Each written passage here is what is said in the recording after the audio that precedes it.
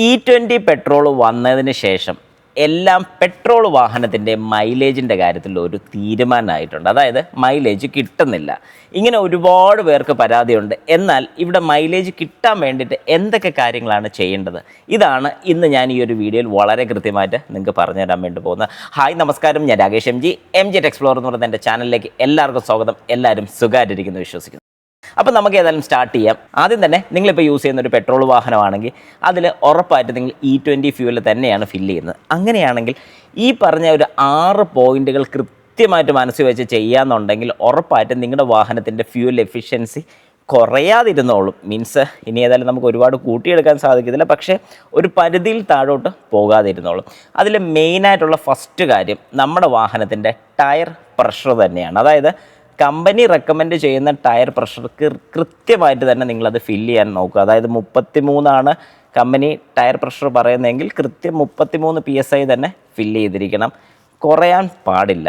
പിന്നെ റെഗുലറായിട്ട് ചെക്ക് ചെയ്യുന്നത് നല്ലതായിരിക്കും. അതായത് വൺസ് ഇൻ എ മന്ത് തന്നെ ചെക്ക് ചെയ്യുന്നത് നല്ലതായിരിക്കും. എല്ലാ മാസവും ഒന്ന് ചെക്ക് ചെയ്യുകയാണെങ്കിൽ വളരെ കൃത്യമായിട്ട് തന്നെ നിങ്ങളുടെ ഫ്യൂവൽ എഫിഷ്യൻസിയെ ബാധിക്കുന്ന ഒരു പ്രശ്നങ്ങളിൽ ഒരെണ്ണം കുറവ് വരും. കാരണം എയർ പ്രഷർ കുറയുകയാണെങ്കിൽ അത്രയും കൂടെ എൻജിൻ ലോഡ് ക്രിയേറ്റ് ചെയ്യുകയാണ്.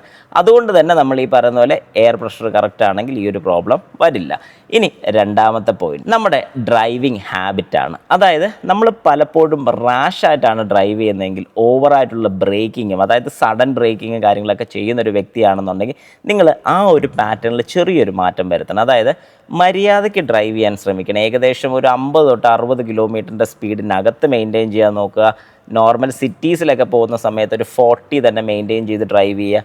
അങ്ങനെ വരുന്ന സമയത്ത് നമുക്ക് ബെനിഫിറ്റ് എന്താണ് കിട്ടുന്നതെന്ന് ചോദിച്ചു കഴിഞ്ഞാൽ നമുക്ക് ബ്രേക്കിംഗ് വളരെ കുറച്ച് മതിയാവും. അതായത് സഡനായിട്ടുള്ള ബ്രേക്കിങ്ങിൻ്റെ ആവശ്യം വരത്തില്ല. വളരെ മിനിമലായിട്ട് തന്നെ ബ്രേക്ക് ചെയ്യാൻ സാധിക്കും. കാരണം ഡ്രൈവിംഗ് ഹാബിറ്റ് നന്നാക്കുകയാണെങ്കിൽ നമ്മൾ ചെറിയ രീതിക്ക്, അതായത് വളരെ മിനിമലായിട്ട് തന്നെയായിരിക്കും ആക്സലറേറ്റ് ചെയ്യുന്നത്. അതുകൊണ്ട് തന്നെ ഫ്യൂവൽ ബേണിങ്ങും കുറയുന്നുണ്ട്. ഏറ്റവും നല്ലൊരു ഓപ്ഷനാണ്. ഇനി ഇതുപോലെ തന്നെ നിങ്ങൾ ഐഡിലിങ്ങിൽ ഒരുപാട് നേരം ഇടാതിരിക്കാൻ ശ്രമിക്കുക. അതായത് വാഹനം നമ്മൾ എവിടെയെങ്കിലും കൊണ്ട് പാർക്ക് ചെയ്യുകയാണ്, നമ്മൾ അവിടുന്ന് ചുമ്മാതെ വാഹനം സ്റ്റാർട്ട് ചെയ്തിട്ട് വെറുതെ ഇരിക്കാതെ ഒന്നെങ്കിൽ ഓഫ് ചെയ്ത് വാഹനത്തിൽ നിന്ന് പുറത്തോട്ട് ഇറങ്ങുകയാണെന്നുണ്ടെങ്കിൽ, ഇതെല്ലാം ഞാൻ പറയുന്നത് ഫ്യൂൽ എഫിഷ്യൻസി കൂടുതൽ വേണമെന്ന് പറയുന്ന ആൾക്കാർക്കാണ്. അല്ലാത്ത ആൾക്കാർക്ക് സുഖമായിട്ട് ഇതുപോലെ തന്നെ AC ഒക്കെ ഇട്ട് ഐഡിലിങ്ങിൽ ഇരിക്കുന്നതുകൊണ്ട് വേറെ പ്രശ്നങ്ങളില്ല. പക്ഷേ കമ്പാരിറ്റീവ്ലി നമുക്ക് നേരത്തെ ഫ്യൂവൽ ബേൺ ചെയ്യുന്നതിനെ കഴിഞ്ഞ് കുറച്ച് കൂടുതൽ ഇവിടെ ഫ്യൂവൽ കൺസപ്ഷൻ നടക്കും. അതുകൊണ്ട് തന്നെ മൈലേജ് കുറയുന്നതായിരിക്കും. മൂന്നാമത്തെ കാര്യം, ഫ്യൂവൽ മാനേജ്മെൻറ്റ് നിങ്ങൾ നല്ല രീതിക്ക് മെയിൻറ്റെയിൻ ചെയ്യണം. അതായത് ഫ്യൂവൽ മാനേജ്മെൻറ്റ് എന്ന് പറഞ്ഞാൽ പലപ്പോഴും പണ്ടൊക്കെ ഞാൻ ഉൾപ്പെടെ ചെയ്തുകൊണ്ടിരുന്നൊരു രീതിയാണ്. അതായത് ഒരു 100 രൂപ അല്ലെങ്കിൽ 200 രൂപയ്ക്കൊക്കെ പോയി ഫ്യൂവൽ ഫില്ല് ചെയ്യും, ഓടും, പിന്നെ ബ്ലിങ്ക് ചെയ്യാൻ തുടങ്ങി കഴിയുമ്പോൾ പിന്നെയും പോയി ഒരു 200-300 രൂപയ്ക്കൊക്കെ ഫില്ല് ചെയ്യും. പക്ഷേ അങ്ങനെ ചെയ്യുന്നതിനെ കഴിഞ്ഞും ഏറ്റവും നല്ലത് കുറച്ച് ഫുൾ ടാങ്ക് തന്നെ, അഥവാ ഫുൾ ടാങ്ക് തന്നെ മെയിൻറ്റെയിൻ ചെയ്യുന്നതാണ് ഏറ്റവും നല്ലത്. വേറൊന്നും കൊണ്ടല്ല, E20 ഫ്യൂവലിനകത്ത് എത്തനോളിൻ്റെ കണ്ടൻറ്റ് 20% ആണുള്ളത്. ഈ എത്തനോളിനൊരു മോശം ക്യാരക്ടറുണ്ട്. എന്താണെന്ന് ചോദിച്ചു കഴിഞ്ഞാൽ മോയ്സ്ചറിനെ അബ്സോർബ് ചെയ്യാനുള്ളൊരു കപ്പാസിറ്റി നമ്മുടെ E20 ഫ്യൂവലിനുണ്ട്. അപ്പോൾ ഈ മോയ്സ്ചറിനെ അബ്സോർബ് ചെയ്ത് കഴിഞ്ഞാൽ വരുന്ന കുഴപ്പം എന്താണെന്ന് ചോദിച്ചു കഴിഞ്ഞാൽ വെള്ളത്തിൻ്റെ കണ്ടൻറ്റ് ഫ്യൂവലിനകത്ത് വരുന്നുണ്ട്. അപ്പോൾ അങ്ങനെ വന്നു കഴിഞ്ഞാലുള്ളൊരു കുഴപ്പം എന്താണെന്ന് ചോദിച്ചാൽ ഫ്യൂവൽ ലൈൻസിന് കംപ്ലയിൻറ്റ് വരും, ഫ്യൂവൽ ഇഞ്ചക്ടേഴ്സിന് കുഴപ്പം വരും, ഹോസസിന് പ്രശ്നം വരും.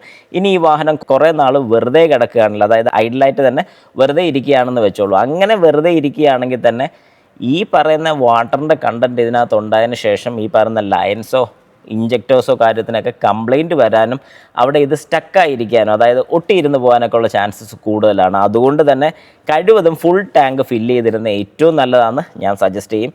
പിന്നെ പലരും പറയുമായിരിക്കും സാമ്പത്തികം ഇതൊക്കെ ഒരു പ്രശ്നമാണെങ്കിൽ ഒന്നിച്ച് ഫുൾ ടാങ്ക് ഫില്ല് ചെയ്യേണ്ട, കുറച്ചായിട്ട് തന്നെ നമ്മൾ ഫില്ല് ചെയ്ത് അതൊന്ന് ഫുൾ ടാങ്ക് ആക്കുന്നത് ഏറ്റവും നല്ലതെന്ന് ഞാൻ റെക്കമെൻഡ് ചെയ്യും. അതുകൊണ്ട് തന്നെ വേക്കൻറ്റ് സ്പേസസ് ഒന്നും നമ്മുടെ ഫ്യൂവൽ ടാങ്കിനകത്ത് വരത്തില്ല. വേക്കൻറ്റ് സ്പേസ് എന്ന് പറയുമ്പോൾ തന്നെ എയറിൻ്റെ കണ്ടൻസ് അതിനകത്ത് കൂടുതലുണ്ട്.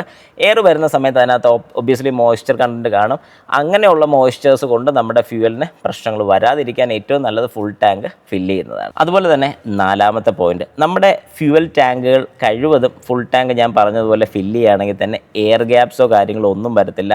അതുകൊണ്ട് തന്നെ ഞാൻ ഈ പറഞ്ഞതുപോലെ മോയ്സ്ചർ കണ്ടൻറ്റും ഈ പറയുന്ന ഫ്യൂവലുമായിട്ട് മിക്സ് ചെയ്യാതിരിക്കുന്നിടത്തോളം കാലം നിങ്ങളുടെ വാഹനത്തിൻ്റെ എൻജിൻ ലൈഫും കൂടുതൽ കിട്ടുന്നതായിരിക്കും. അതായത് നമ്മൾ പറഞ്ഞ പോലെ മൈലേജ് മാത്രമല്ല, എൻജിൻ്റെ ലൈഫും എൻജിൻ കമ്പാർട്ട്മെൻറ്റ്സും അതിൻ്റെ പാർട്സുകൾക്കും കാര്യങ്ങൾക്കും ഒരു രീതിക്കും പ്രശ്നം വരുന്നതായിരിക്കില്ല. അഞ്ചാമത്തെ പോയിന്റ് വെഹിക്കിൾ മെയിൻ്റെനൻസ് ആണ്. അതായത് വാഹനത്തിൻ്റെ മെയിൻ്റെനൻസ് വളരെ കൃത്യമായിട്ട് തന്നെ ചെയ്തു പോവുക. കാരണം ഈ പറയുന്ന എയർ ഫിൽറ്റർ ആണെങ്കിലും ഫ്യൂവൽ ഫിൽറ്റർ ആണ്. ഈ ഫ്യൂവൽ ഫിൽറ്റർ ഇച്ചിരി പ്രശ്നക്കാരനാണ്. കാരണം എന്താണെന്ന് പറഞ്ഞു കഴിഞ്ഞാൽ E20 ഫ്യൂവൽ കയറി ഇറങ്ങിയൊക്കെ വരുന്നുള്ളതുകൊണ്ട് ഞാൻ ഈ പറഞ്ഞ പോലെ വാട്ടറിൻ്റെ കണ്ടൻറ്റോ കാര്യങ്ങളൊക്കെ ഉണ്ടെങ്കിൽ അത് ആ ഫിൽറ്ററിനകത്തൊക്കെ ഇരുന്ന് പോകാനുള്ള ചാൻസസ് കൂടുതലാണ്. അതുകൊണ്ട് കൃത്യസമയത്ത് നമ്മൾ ഫ്യൂവൽ ഫിൽറ്റർ മാറണം. ഇപ്പോൾ 40,000-ലാണ് ഫ്യൂവൽ ഫിൽറ്റർ മാറേണ്ടതെന്നുണ്ടെങ്കിൽ കുറച്ച് നേരത്തെ മാറിയാലും വേറെ കുഴപ്പങ്ങളോ കാര്യങ്ങളോ ഒന്നും വരില്ല. അതുകൊണ്ട് വളരെ കൃത്യമായിട്ട് ഫ്യൂവൽ ഫിൽറ്ററും എയർ ഫിൽറ്ററും, കാരണം എയർ ഫിൽറ്റർ ഒരു വലിയ ഘടകമാണ്. എയർ ഫിൽറ്ററും പിന്നെ എഞ്ചിൻ ഓയിലും കാര്യങ്ങളൊക്കെ ഒബ്വിയസ്ലി നിങ്ങൾ കൃത്യമായിട്ട് തന്നെ മാറിപ്പോവുകയാണെങ്കിൽ തന്നെ വാഹനത്തിൻ്റെ എഞ്ചിനും കുഴപ്പം വരുന്നതായിരിക്കത്തില്ല, ഫ്യൂവൽ എഫിഷ്യൻസി നല്ല രീതിക്ക് കിട്ടുന്നതായിരിക്കും. ഇനി 6ാമത്തെ പോയിന്റ് നമ്മുടെ മെയിൻ പോയിൻ്റാണ്. അതായത് വാഹനത്തിൽ എക്സസ് ആയിട്ടുള്ള വെയിറ്റുകൾ നമ്മൾ ഒഴിവാക്കുക. അതായത് കൂടുതൽ ലോഡ് നമ്മൾ കൊണ്ടുപോവുകയാണെങ്കിൽ ലോഡ് കൂടുന്നതിനനുസരിച്ച് വാഹനത്തിൻ്റെ ഫ്യൂൽ എഫിഷ്യൻസി കുറയും. ഇപ്പം പണ്ടൊക്കെ അല്ലെങ്കിൽ നമ്മൾ സ്ഥിരമായിട്ട് പറയുന്നത് ഒരു വാഹനത്തിന് 21 കിലോമീറ്റർ മൈലേജ് കിട്ടുന്നുണ്ട്. അത് എത്ര പേരിരുന്ന് ഓടിയാലാണ് അത് കിട്ടുന്നതെന്ന് പലരും ചിന്തിക്കാറില്ല. 1-2 പേരൊക്കെയാണ് മാക്സിമം പറയുന്നത്. അല്ലാതെ 4-5 പേര് തിക്ലി പാക്ക് ചെയ്ത് പോകുന്ന സമയത്ത് ഒരു കാരണവശാലും ഈ പറയുന്നൊരു ഫ്യൂൽ എഫിഷ്യൻസി കിട്ടില്ല. ലോഡ് കൂടുന്നതിനനുസരിച്ച് ഫ്യൂൽ എഫിഷ്യൻസി കുറയും. അതുകൊണ്ട് നിങ്ങൾ മനസ്സിലാക്കണം, അത് ആളുടെ എണ്ണം മാത്രമല്ല, വാഹനത്തിനകത്ത് അൺനെസസറി ആയിട്ടുള്ള സാധനങ്ങളൊക്കെ, ഒരുപാട് വെയിറ്റുള്ള സാധനങ്ങളൊക്കെ ഉണ്ടെങ്കിൽ എടുത്തൊന്ന് മാറ്റിയിടുന്നത് എപ്പോഴും നല്ലതായിരിക്കും. ഈ പറയുന്ന പോയിൻറ്റ്സ് എല്ലാം വളരെ കൃത്യമായിട്ട് ചെയ്ത് കഴിഞ്ഞാൽ നിങ്ങളുടെ വാഹനത്തിൻ്റെ ഫ്യൂൽ എഫിഷ്യൻസി പഴയതുപോലെ മര്യാദയ്ക്ക് കിട്ടുന്ന രീതിക്ക് കിട്ടുന്നതായിരിക്കും. പിന്നെ E20 കുറ്റം പറഞ്ഞിട്ട് ഇനി കാര്യമൊന്നുമില്ല, ഇനി അതേ ഉള്ളൂ നമുക്ക്. അപ്പോൾ ഉള്ളത് കൊണ്ട് നമ്മൾ നല്ല ഹാപ്പി ആയിട്ട് നല്ല മൈലേജ് കിട്ടുന്ന രീതിക്ക് പോകാൻ നോക്കുക.